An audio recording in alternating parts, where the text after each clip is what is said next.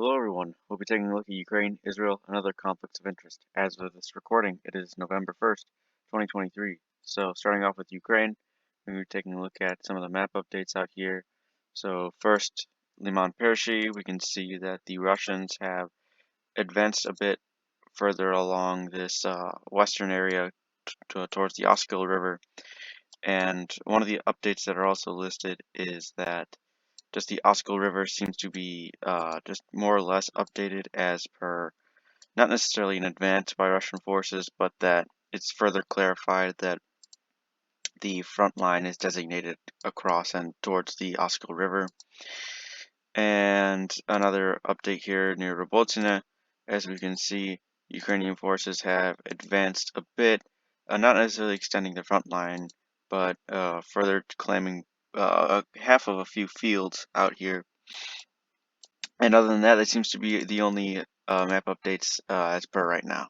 Alright, now just taking a look at some of the combat that's being reported out here. First of all, we can see that, of course, there's broad shelling all across the entire front line here. And also of note that 43 combat engagements have been reported. So that is about in line from what we were expecting as per the past couple days. So, as we talked about, of course, Russian assaults having been wound down as of recently as winter approaches, but we can probably expect it to be hovering around this for perhaps the next few days, and then slowly, just less and less as per the next few days and weeks. So there's a quick story here about the relations between Moscow and Pyongyang. More than 1 million artillery shells being shipped from North Korea to Russia since August. And so they say it's roughly 2 months worth of supplies for the Russians in terms of artillery shells. So it's just interesting to see how, you know, Russia, having been more or less since the start of the war designated as a pariah state and being treated as such, although it's sort of slowly been trying to come out of that, but even still, it's seemingly trying to gain support from, North Korea of all places, which, as we talked about before, both use Soviet equipment, so of course the artillery shells that North Korea has is going to be largely compatible with a lot of the Russian stock that they have in their armed forces. So it's just interesting to see here how Russia is trying to gain their support from uh, you know uh, a country that is often the butt of jokes, or especially a leader that's often the butt of jokes, and just a place that is not looked very favorably upon by a very large majority of the world. So just some footage out here that's coming from of course, Ukraine. So a lot of the footage that I saw is just more Avdiivka footage, of which we've pretty much already taken a look at, and a lot of it is a bit more spicy than I should really show on YouTube. So I just wanted to show this clip really quick of this Ukrainian soldier, which appears to be mounting a shovel into an RPG, and as we can see, he takes it, yeah, and he fires it. So, it's just I wanted to show this footage, not necessarily that, of course it's silly to do that, but um to just reiterate on the way this war is being perceived. I mean, this guy literally has a TikTok patch on his uniform, on his plate carrier over here. So, I just of course wanted to, show that this war is taking place, and it's on TikTok. So this war is taking place behind a camera. There's so much footage that is just documented about this war that you know we're, the amount of just media there is about it. We'll be able to you know s- be, we'll find more and more new footage about this war, in years and years in the future. So you know I just wanted to say, this is just a war of the 21st century, I suppose. So now pivoting over here to Israel-Palestine, out here we can see, the usual hostilities going on between the IDF and Hezbollah over here. And as we can see, there are still hostilities going on in uh, the West Bank. As we can see, a raid going on about 14 hours ago. Of course, missile attacks. And what we're really interested in here is, of course, it seems to be, Israeli forces pushing out further across the sea.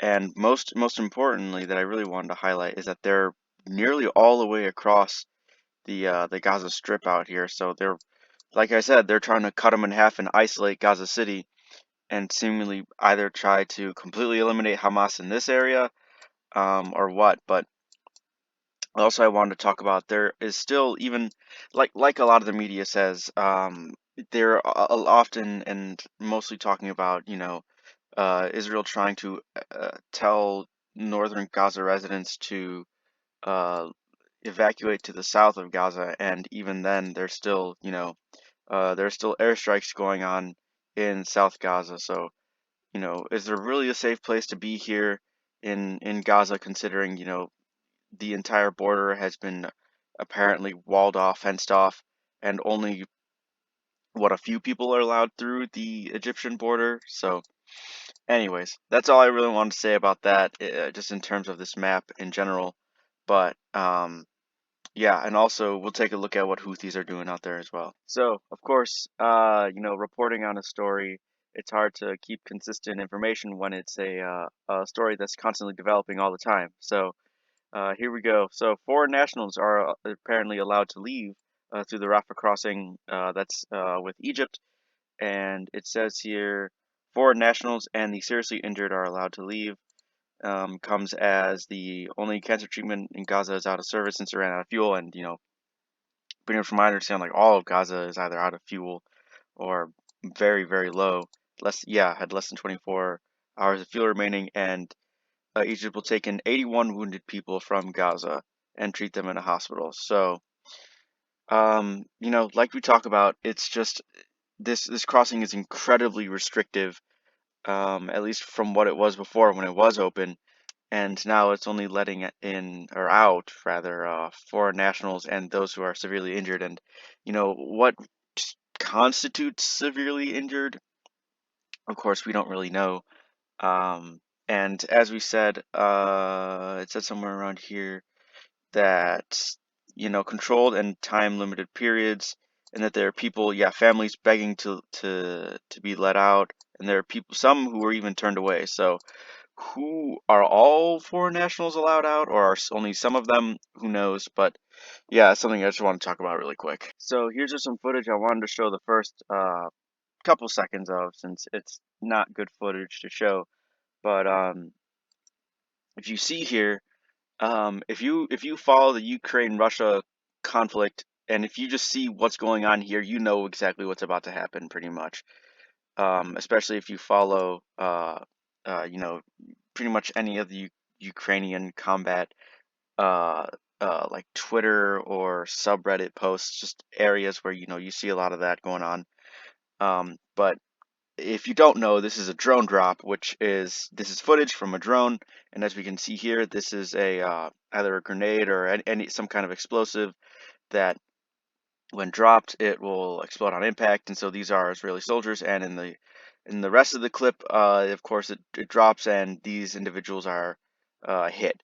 So I just want to show this, that this is the way, of course, as we talked about earlier, the way 21st century war is now being conducted.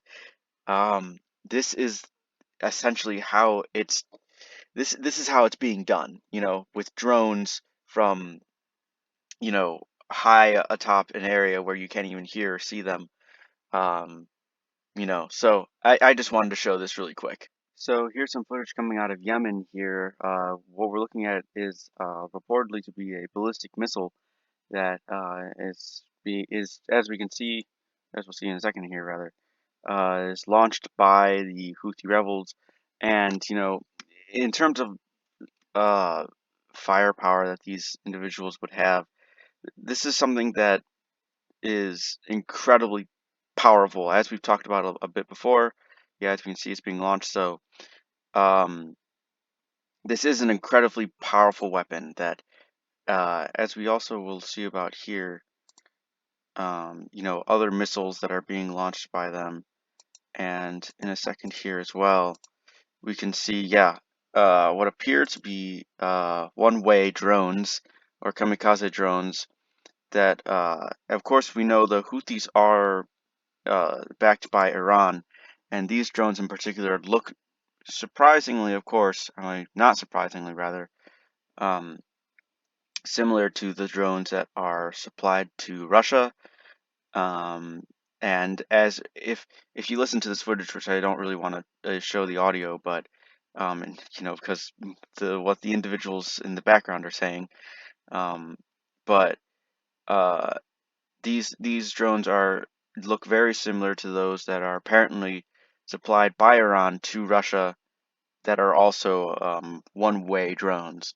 So I just wanted to show this really quick to just again highlight the similarities between these two conflicts. But yeah, that's pretty much all I really wanted to talk about today. Of course, this conflict is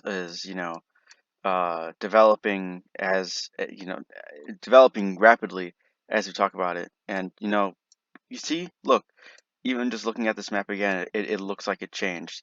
So as of course, it's developing all the time. Every few minutes, it's just something new is happening. So I mean, a lot of the things that the information I'm getting is pretty much what's being reported by breaking news, and I don't really want to be redundant in terms of um, what's being reported. So, anyways, that's all I had pretty much. If there's anything you want to talk about, anything else you want me to explore or do more research on or talk about, just let me know. And other than that, thanks for watching.